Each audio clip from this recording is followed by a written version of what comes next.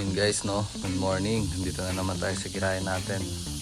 Ilang araw tayong hindi nakapunta dito, or I think 1 week yata, mula nung nag-detail tayo ng NMAX natin. Yun yung NMAX natin, no? So nilinis lang natin siya, then di na tayo ulit nakabalik dito. May pumunta nga pala dito guys, ready na lang yung auto niya, si Auto Dream. So yun yung auto niya. So pinapagawa niya sa atin yung sa makina niya, kasi meron siya mga minor issues lang naman. Hindi naman tayo mekaniko talaga, no, natuto lang tayo magkalikot. Sa atin yung pinagkatiwala to, gagawin natin yan. So nasimulan ko nang gawin yan. Ang ginawa na natin dyan is yung throttle kasi niyan, pag tinatapakan mo may delay bago siya umangat yung RPM. Ngayon ayos na natin yon. Tapos etong isa naman, simulan na din natin siyang i-parts out. Kung makikita nyo, wala na yung mga weather strip nya, natanggal ko na. Then sa loob, yan, side mirror, wala na din. Sa loob, sidings, wala na din. Nabenta na natin yan, yung upuan. Then yung dash, wala na din yan. Tapos hugutin natin yung dash niyan. Tapos lahat ng upuan, papadala natin siya sa Pampanga. Pero baka sa ibang araw na yun, kasi hindi pa naman rush na kinukuha nung nakabili yung upuan at saka yung dash. Ngayon, ang plano natin, pagpalitin lang natin to ng parking. Ibababa ko yung makina nitong green. Diba, nabanggit ko dun sa last video natin na may kukunin tayong project na EE111 din, na dapat yung ST yung isasampa natin. So napag-isip-isip ko na since hindi pa naman natin siya may ipasampa or mapapawiring itong ST natin, and hindi pa din naman mabenta yung makina natin na to, yung 4AFE natin na nakakabit dito. So might as well, ito na lang muna yung ikabit natin. Ito yung makina niya ngayon. So kung makikita nyo naman, halos buo pa.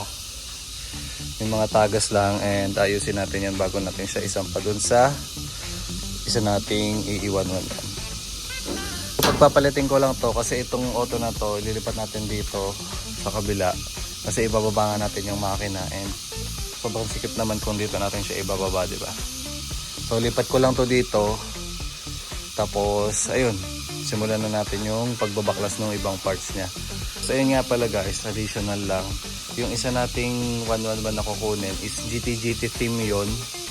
And may kausap tayo ngayon na taga Cavite, may inaalok siya sa atin na Euro 1, and plano natin kunin yung Euro 1 na yun kasi medyo maganda yung presyo, and pangarap din natin magka Euro 1. So ayun lang naman, update natin ngayon sa mga auto nating pinagkakakalikot. Then pagpalitin na muna natin yung parking nilang dalawa. Yun boys, no, napagpalit na natin sila ng parking. Naglagay tayo ng space dito kasi nandun yung hugasan natin ng kamay. And etong kaha na to may kumuha na sa atin. Dadating tayong isa pang kotse dito na ililipat naman lahat ng laman ng kanya dito sa kaha na to. Ngayon yung itsura ng girahe natin, napakagulo, di ba? Ito, pakita ko sa inyo na mas malayo. Yan, no, ang gulo ng girahe natin, ang sikip na. Tapos dito sa libin natin, wala pa tayo nagalaw ng ilang linggo na. Yan, no, kung makikita nyo guys, so kinalawang na yung mga pinagtanggalan natin last time. So tatanggalin ulit natin to part na to, tsaka yung buong mukha niya, kasi dumating na yung hood, fenders and bumper natin na libin na BZR. Kinuha natin siya kasi nandoon siya sa Tanawan last time na kay Carl sa South Scene, kasi nasa kanya yung isa nating libin, yung libin ni Utol. Kinuha lang natin yung hood, fender and bumper. Yun yung i-test fit natin dito kasi mas unat yun. Itong fender kasi na to, kung makikita nyo dyan, yan, lubog-lubog siya. Tapos sa kabila ganun din. Ito pinalo ko lang to ng konti para luminyada ng konti. Ayan o, makikita nyo, pangit diba? I-test fit natin yung fender na yun. Tapos ngayon, ito naman, itong kotse natin na itong green, sisimulan ko na yung pagbabaklas ng mga parts niya. Sa interior, unahin natin yung dash kasi babalutin pa natin yan. Tapos yung mga parts sa ilalim, yung mga under dash na yan, hugutin din natin yan. Lagay muna natin siya sa trunk.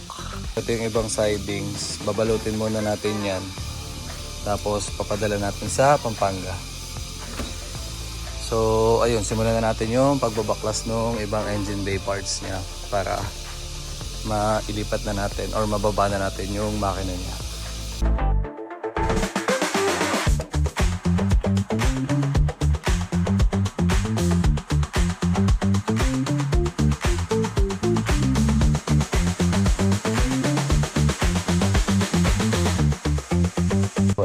no?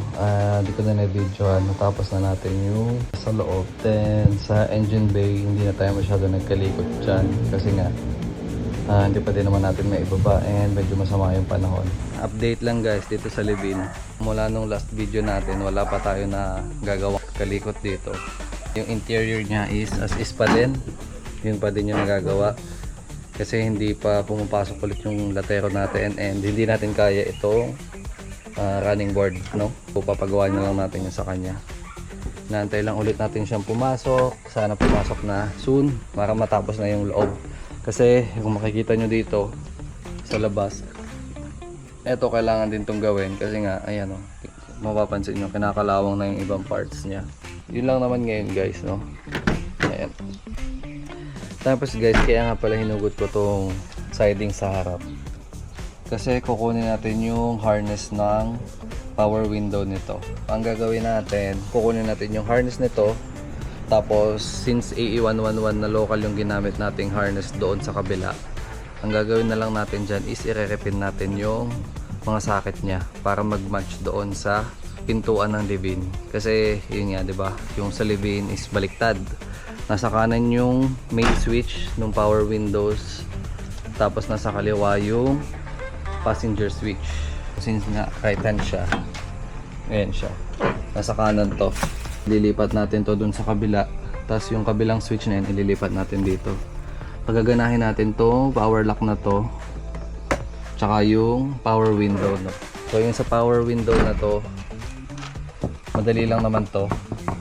Dalawang linya lang yan, yung nakadiretso sa switch. Ang medyo mahirap-hirap is itong power side mirror. Kasi itong power side mirror, naka-auto retract to. Tapos yung function niya, up, down, left, and right. Kasi power din yan. Ayusin din natin yung wiring yan. Pero sa susunod na video na lang yon. So ngayon is update lang muna. Sa engine bay nito guys, sinisimulan ko na siya. Kasi yun nga, nabanggit ko kanina, nagsimula na ako magkalikot. Huhugutin natin yung makina nito. Tapos siguro mga second week or first week ng June, iuwi na natin yung isa nating AE111 na magiging project car natin. And then yung AE111 na nga pala yun guys is, di ba sabi ko sa inyo last time, gusto natin mag Euro. May kausap tayo ngayon na nagbebenta ng Euro 1. So plano natin i-convert din yun sa Euro 1. Medyo malaki-laki yung bibitawan natin pera kasi bibili natin yung kaha and then yung Euro 1. So abangan nyo yun guys. Yun yung magiging next project natin. Sa mags, ito muna yung isasalpak natin dun sa Euro 1 natin. Hindi ko lang sure kung babagay kasi wala, Euro dapat 17s. Actually hindi naman kailangan, pero yun yung recommended or yun yung nakikita natin sa mga catalog. Tapos yun nga pala guys, hindi ko sure kung anong gagawin natin, kung ima-manual ko ba siya ito or i-retain natin siya as automatic. Bigyan ko kayo guys ng sample pictures nung kukunin nating AE111, no? So medyo maganda yung deal natin doon sa kotse na yon. So sana maging maganda din yung kalalabasan ng project na yon. Masakit siya sa ulo pero syempre hilig naman natin yan. Tapos ayun, yun lang muna yung update ngayon. So libin natin tsaka sa garahe natin. Ngayon wala na tayong ginagamit na pan-daily kasi kinatay natin to. Itong NMAX na lang muna. Hindi na natin siya nalinis, no? Kasi katulad yan, uulan na naman guys, oh. Grabe naman, umulan na ng umulan. And so far yan lang naman yung update sa garahe natin. Isa pa pala guys, no? Additional lang na update. So itong libin natin na to, kung naka-follow kayo dun sa page natin sa Facebook, may pinost ako dun na may kinuha tayong libin BZR na face. So headlights, fog lights, clearance light, tail lights. So ito yung picture niya guys. Yan. Bale, yun yung gagamitin nating pang test fit dito kapag binubuo na natin yung facelift nitong libin natin. Pero for now, hindi ko alam kasi wala pa yung latero. Siguro ito muna, unahin ko lang to. Siyempre, pagawa sa atin yan, kailangan natin yang unahin. And then, yun nga, yung mga kinakatay nating parts dito sa pang daily natin. Message lang kayo kung may kailangan pa kayo. Yun lang naman yung pinaka-update natin guys, no. Tapos yung NMAX natin, napakadumi na naman kasi nag-uulan nung nakaraan. And yung garahe nito is open area. So, dumi. Pero makintab pa din yan guys. So, yun o. Yun o. Madilim pa yan o. Partida guys. Yan o. Yan o. Ang linaw niyan. Ayun, yun lang naman yung update sa garahe natin. Hanggang sa susunod na lang ulit na video guys. Thank you. Peace out. Bye bye.